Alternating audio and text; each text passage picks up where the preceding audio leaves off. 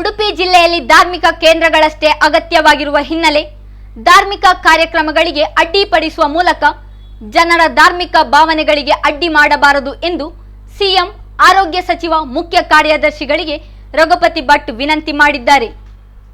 ಕೋಲ, ನೇಮೋತ್ಸವ ಇತ್ಯಾದಿ ಧಾರ್ಮಿಕ ಕಾರ್ಯಕ್ರಮಗಳಿಗೆ ಜನ ಕಂಕಣಬದ್ಧರಾಗಿದ್ದು ಮುಹೂರ್ತ ನಿಗದಿಯಾಗಿದೆ.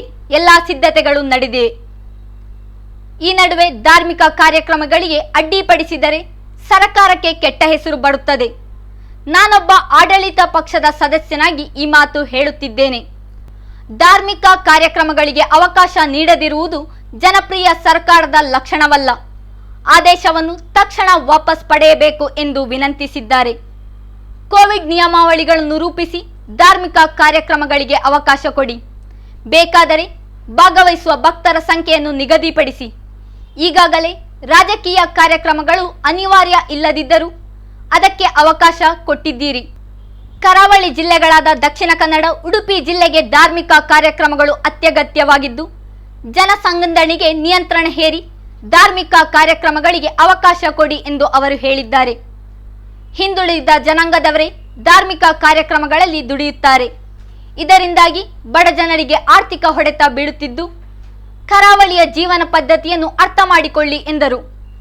ಇನ್ನು ಉಡುಪಿ ನಗರಕ್ಕೆ ನೈಟ್ ಕರ್ಫ್ಯೂನ ಅಗತ್ಯವಿಲ್ಲ. ಕೊರೋನಾ ನಿಯಂತ್ರಣಕ್ಕೆ ಲಾಕ್ಡೌನ್ ಪರಿಹಾರವಲ್ಲ ಎಂದು ಅವರು ತಿಳಿಸಿದ್ದಾರೆ. ಅದನ್ನು ವಿಡ್ರಾ ಮಾಡಬೇಕು. ಎರಡನೇದು, ಧಾರ್ಮಿಕ ಕಾರ್ಯಕ್ರಮಗಳಿಗೆ 100 ಜನ ರೆಸ್ಟ್ರಿಕ್ಷನ್ ಮಾಡಿ ಕೊಡಿ. 100 ಜನಕ್ಕಿಂತ ಹೆಚ್ಚು ಕೊಡಬೇಡಿ. ಅಂದರೆ ಅದನ್ನು ಆಕ್ಷೇಪ ಇಲ್ಲ. ಕೊರೋನಾ ಬಂದಾಗ ನಮಗೂ ಅರ್ಥ ಆಗ್ತದೆ. ಅದು ಧಾರ್ಮಿಕ ಭಾವನೆ. ಹಾಗಿದ್ರೆ ರಾಜಕೀಯ ಕಾರ್ಯಕ್ರಮಕ್ಕೆ ಯಾಕಿಟ್ಟದ್ದು? ರಾಜಕೀಯ ಕಾರ್ಯಕ್ರಮ ಅನಿವಾರ್ಯತೆಯಾ? ಈಗ ರಾಜಕೀಯ ಕಾರ್ಯಕ್ರಮಕ್ಕೆ ಒಂದು ಕ್ಲಾಸ್ ಇಟ್ಟಿದ್ದಾರಲ್ಲ, 100 ಜನರ ಮಧ್ಯದಲ್ಲಿ ಇರಬೇಕು ಅಂತ. ರಾಜಕೀಯ ಕಾರ್ಯಕ್ರಮಕ್ಕೆ ಯಾಕಿಟ್ಟದ್ದು? ಧಾರ್ಮಿಕದ್ದಕ್ಕೆ ದಯವಿಟ್ಟು ಆಗಲೇಬೇಕು. ಅದು ಮುಖ್ಯಮಂತ್ರಿಗಳಿಗೆ ಅವರು ಈಗ ಸೋಂಕು ಪೀಡಿತರಾಗಿ ಅವರು ಗುಣಮುಖರಾಗ್ತಾರೆ ವಿಶ್ವಾಸ ಇದೆ. ಅವರಿಗೆ ಹಾರೈಸ್ತೇನೆ. ಆದರೆ ಅವರು ಅದರ ಮಧ್ಯೆ ಕೆಲಸ ಮಾಡ್ತಾ ಇದ್ದಾರೆ. ನಾನು ನನಗೆ ಸಂಪರ್ಕ ಮಾಡಲಿಕ್ಕಾಗಲ್ಲ, ಪತ್ರ ಬರ್ತೇನೆ. ದಯವಿಟ್ಟು ಧಾರ್ಮಿಕ ಕಾರ್ಯಕ್ರಮ ಕೋವಿಡಲ್ಲಿದ್ದಾರೆ. ಮತ್ತು ಇದರಲ್ಲೆಲ್ಲ ಧಾರ್ಮಿಕ ಸಚಿವರ ಅಭಿಪ್ರಾಯ ತಗೊಳ್ಳೋದಿಲ್ಲ. ಅಲ್ಲೆಲ್ಲ ಯಾರು ತಜ್ಞರು ಇಟ್ಕೊಂಡು ಆದೇಶ ಮಾಡ್ತಾರೆ. ಬಟ್ ನನಗೇನು ಕಾಣೋದು ಅಂದರೆ ನನ್ನ ಅನುಭವ ಇದರ ಪ್ರಕಾರ ನಾವು ವ್ಯಾಕ್ಸಿನೇಷನ್ ಜಾಸ್ತಿ ಮಾಡಬೇಕು. ಸಾಧ್ಯವಾದಷ್ಟು ಜನಗರ್ದಿ ಆಗುವಂಥದ್ದು ಕಡಿಮೆ ಮಾಡಬೇಕು. ಮಾಸ್ಕ್ಗಳನ್ನು ಜಾಸ್ತಿ ಹಾಕ್ಕೊಳ್ಳುವಾಗೆ ಜನರನ್ನು ಪ್ರೇರೇಪಿಸಬೇಕು. ಮತ್ತು ಟೆಸ್ಟ್ ಜಾಸ್ತಿ ನಮ್ಮಲ್ಲಿ ಮಾಡ್ತಾಯಿದ್ದೇವೆ. ನಮ್ಮಲ್ಲಿ ಈಗ 2008 3000 ಟೆಸ್ಟನ್ನು ಮಾಡ್ತಾಯಿದ್ದೇವೆ.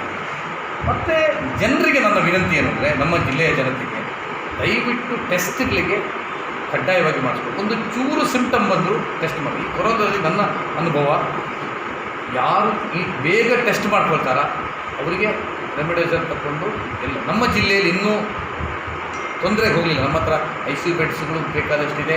ನಮ್ಮ ಹತ್ರ ರೆಮಿಡೈಸರ್ ಇಂಜೆಕ್ಷನ್ಸು ಸ್ಟಾಕ್ಸ್ ಇದೆ. ನಮ್ಮ ಹತ್ರ ಇದರ ಕೋವಿಡ್ ಬೆಡ್ಸ್ ಬೇಕಾದಷ್ಟಿದೆ. ಎಲ್ಲರೂ ಈಗ ಹೋಮ್ ಐಸೋಲೇಷನ್ ಆಗ್ತಾ ಇದ್ದಾರೆ. ನಮ್ಮಲ್ಲಿನಂಥ ಆತಂಕದ ಕ್ಷಣಗಳಿಲ್ಲ. ಆಕ್ಸಿಜನ್ ನಮ್ಮ ಹತ್ರ ಬೇಕಾದಷ್ಟು ಸ್ಟಾಕ್ ಇದೆ. ಆಕ್ಸಿಜನ್ ಕೊರತೆ ಇಲ್ಲ, ಯಾವುದೂ ಕೊರತೆ ಇಲ್ಲ. ಆದರೆ ನಾವು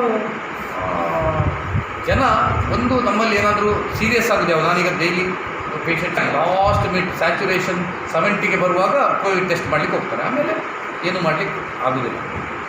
ಇದನ್ನು ನಾವೆಲ್ಲ ಅನುಭವಿಸಿದ್ದೇವೆ. ಹಾಗಾಗಿ ದಯವಿಟ್ಟು ಜನ ಒಂದು ಸಿಂಪ್ಟಮ್ಸ್ ಬಂದು ಕೂಡ ಟೆಸ್ಟ್ ಮಾಡಿ